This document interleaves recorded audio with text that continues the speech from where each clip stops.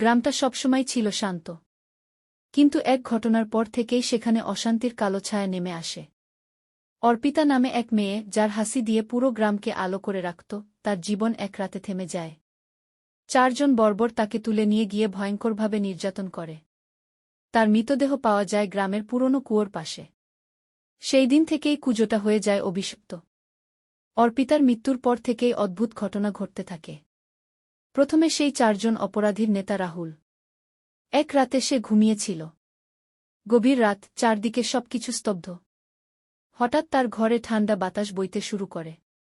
বাতাসের সঙ্গে অন্ধকার থেকে বেরিয়ে আসে অর্পিতার ছায়া। তার চোখ জ্বলজ্বল করছে, যেন আগুন জ্বলছে ভেতরে। রাহুল চিৎকার করতে চাইলেও শব্দ বের হয়নি। অর্পিতা তার ঘাড় ধরে ছিঁড়ে ফেলে।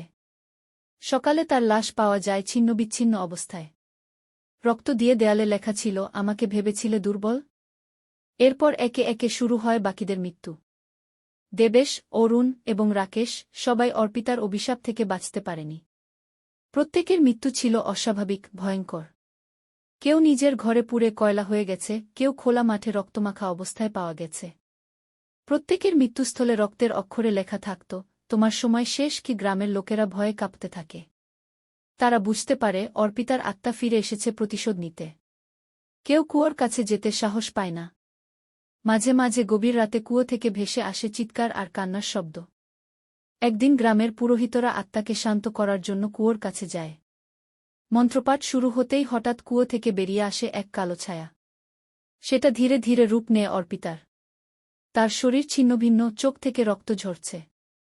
সে চিৎকার করে বলে, তোমরা আমাকে বিচার দিতে পারোনি। আমি আমার বিচার নিজেই করেছি।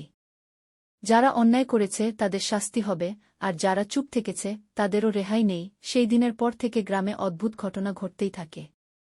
কেউ অন্যায় করলেই কুয়োর পাশে দেখা যায় অর্পিতার ছায়া। রাত্রি গভীর হলে কেউ কেউ এখনো শুনতে পায় তার ভয়ঙ্কর ফিসফিস, আমাকে আবার কষ্ট দিও না। কুয়োটা আজও সেই একইভাবে দাঁড়িয়ে আছে। কেউ সেখানে যায় না। রাত হলে গ্রামটা ডুবে যায় ভয়ের এক অন্ধকারে। অর্পিতা এখনো রয়েছে, তার প্রতিশোধ শেষ হয়নি। যদি ভালো লাগে তাহলে লাইক দিবেন। আর নেক্সট পার্ট দেখতে চাইলে কমেন্ট নেক্সট লিখুন, যাতে আমি বুঝতে পারি নেক্সট পার্ট লাগবে।